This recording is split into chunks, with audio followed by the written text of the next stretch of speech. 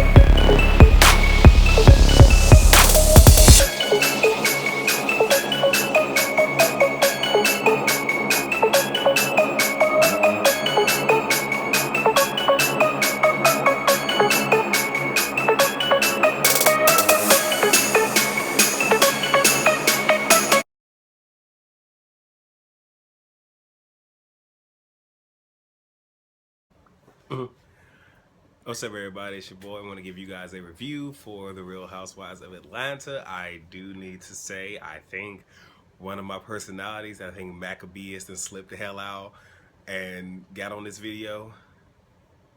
I'm sorry.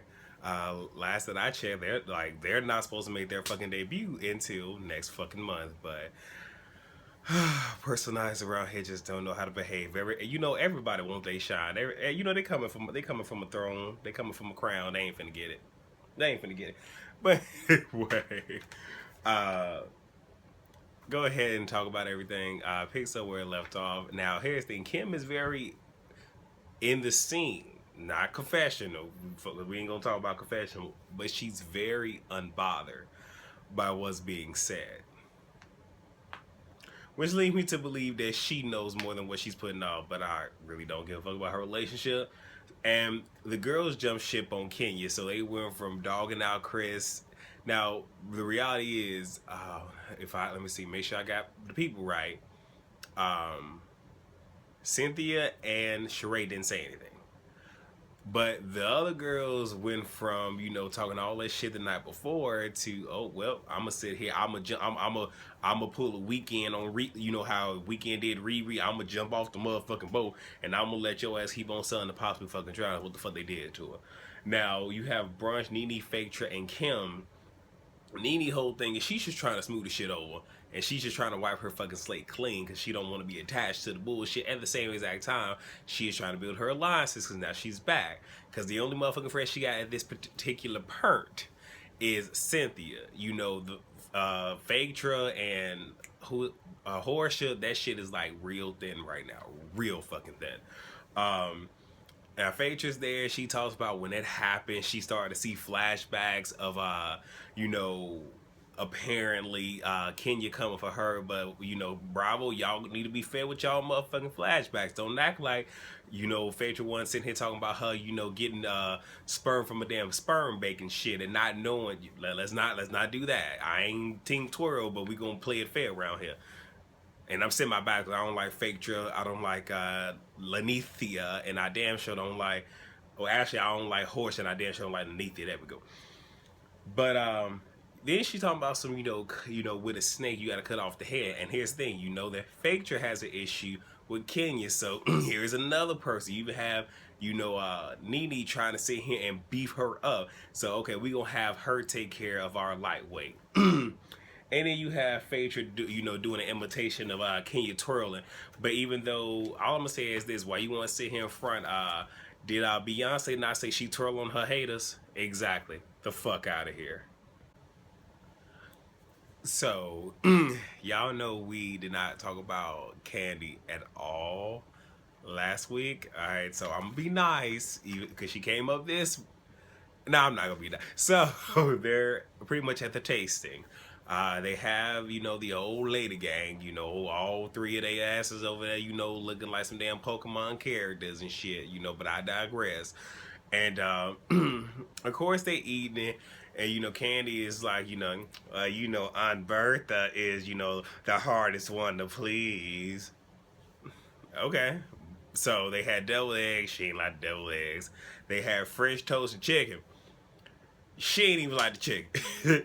She ain't like the Actually, she ain't like the chicken. But she didn't say shit about the French toast. And then they had salmon, I think beef ribs and pork ribs. She don't really do salmon, but she said the ribs was on point. You know, okay.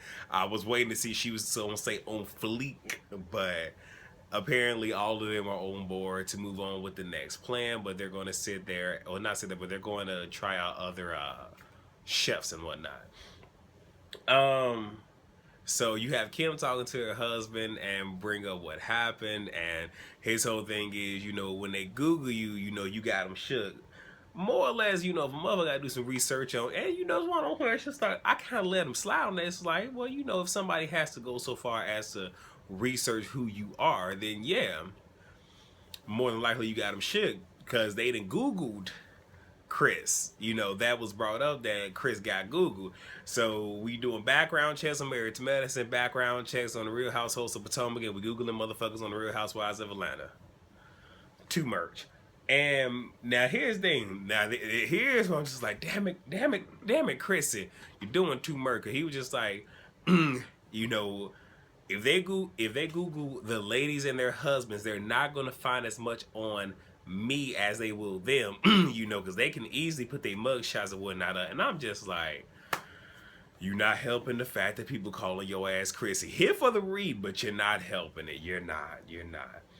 And you know, now we at, you know, the little hiking thing and whatnot. You know, everybody struggling. Kenya and Matt make it up first. You know, the most fit motherfucking people. You see, you know, she who's nicely built by Sheree as did not make it up there first. And they're kind of mad at Kenya, or more or less silly, because she could have helped and this could have been a bonding event, but it is what the fuck it is. You know what I'm saying? And the fact that y'all kind of like turned y'all motherfucking backs on her like the night of the day before, whatever. I sort of kind of probably would do the same thing too. Because, yeah, unfortunately, even though everything isn't a competition, it sort of kind of is. This episode is really starting to feel like a fucking filler. So I really can't give y'all a whole lot. So what I'm giving y'all is the best that I got. Okay, and if I didn't already say it, I'm wearing my Come On Bitch shirt. You know, shout out to Erica and Nate. All right, if y'all don't watch them, go over to Erica De Niro Kelly's YouTube. Like I said, at some point this week, they'll do this and Potomac. So, you got the boys hanging out at dinner, and, you know, they grilling Mattis, kind of roll with the punches. And then, well, it's the boy named Rob, whatever the boy name is, you know, Sheree asks, is just like, well, what's up with the age there? He was like, what age difference? She's 32. My boo is 32. I nib out said, like, come on, bitch. Like, that's the shirt. Like, that's all the fuck that I was thinking. Just like, that's how the fuck you deal with that shit. You know what I'm saying? Hopefully Kenya smiles when she sees that motherfucking playback.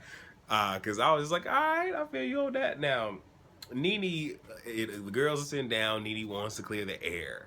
You know what I'm saying? I was just like messy as fucking hell.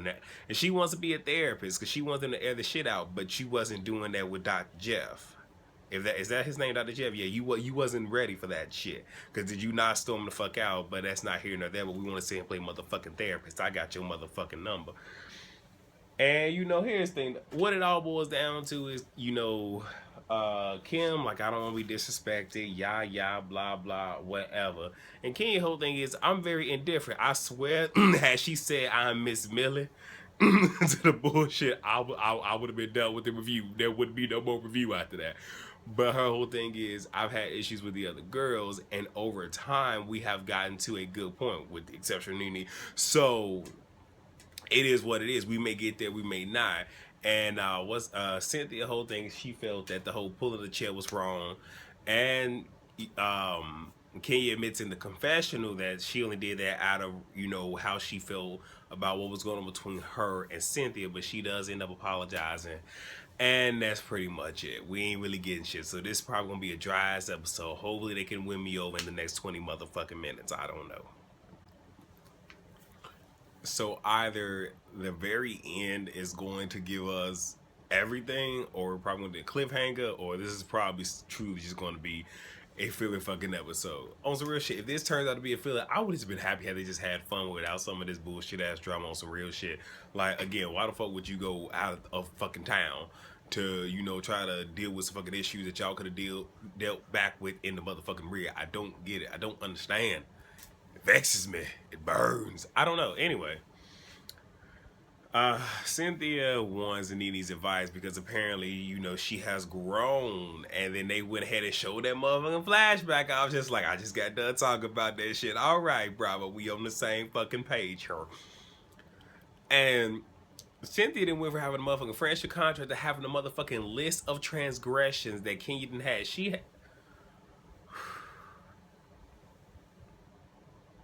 It's the Lord's Day. Y'all just pray for Cynthia. Y'all just pray for her. I ain't got shit to say about that. We'll be back. Okay, so it's a goodbye dinner. Let me see if I can try to get through all this shit fast, because it's gonna come back on as quickly as I'm trying to get through this shit. So Bob and Sheree look like they're getting better, but Sheree whole thing is he means well, but actions. Can't disagree with that. Like I said, Kenya shows up late. She's glowing, she's blushing and everything, and you know, uh, Patricia decides to bring up the fact that Matt used the L word, and you got Kenya blushing. I'm just like, oh, that's cute. She looks like a little schoolgirl. So, you have Cynthia bringing up the commercial and pretty much being messy as fuck about it, using that as a way to go in on Kenya, which this is one of those things where they probably should have just handled this, in private. But Kenya whole thing is, look, this is how I felt. Woo wop the woo, it is what it is. And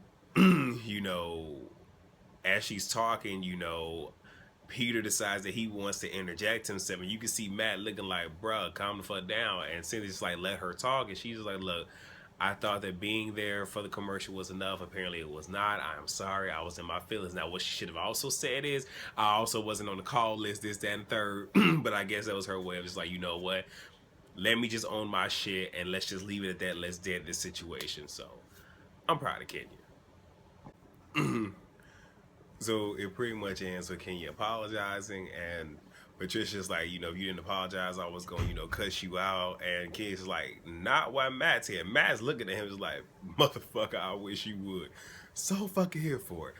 So that's pretty much it. Next week, like I said, if you guys did not catch my trending topics video, it is still up on Periscope. It'll be down tomorrow, like around 3, 4-ish, whenever the 24 hours is over.